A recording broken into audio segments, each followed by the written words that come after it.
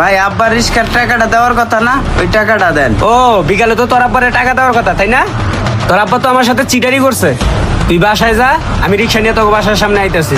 ও ভাই আপনি ঠিকই কইছেন, আমার বাপ একটা বাটপার। 3 মাস ঘুরে আমার একটা ফোন কিনে দিচ্ছে, তাও ভাঙ্গাচুরা ফোন। জন্ম দিলেই পিতা হওয়া যায় না। আপনি ঠিকই বলছেন। আচ্ছা আপনি হেডটা হের লগে বুঝেন, আমি তাহলে যাই, একটু তাড়াতাড়ি আইসেন।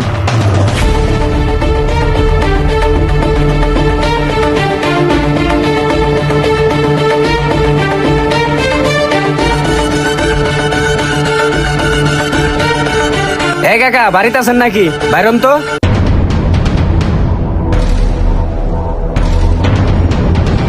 কি বাবা, তুমি আমার বাসার সামনে আয় পড়ছো, কি সমস্যা?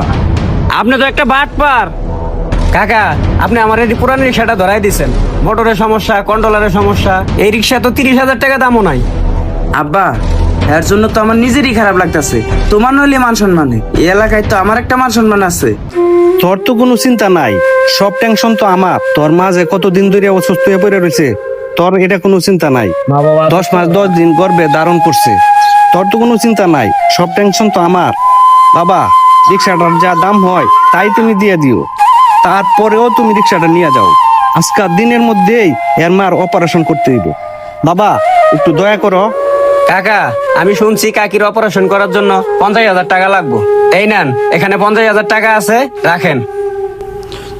আর এই আপনার রিক্সার চাবিটা রাখেন, আর যেদিন আপনার টাকা হয় সেদিন আমাকে ফেরত দিয়েন।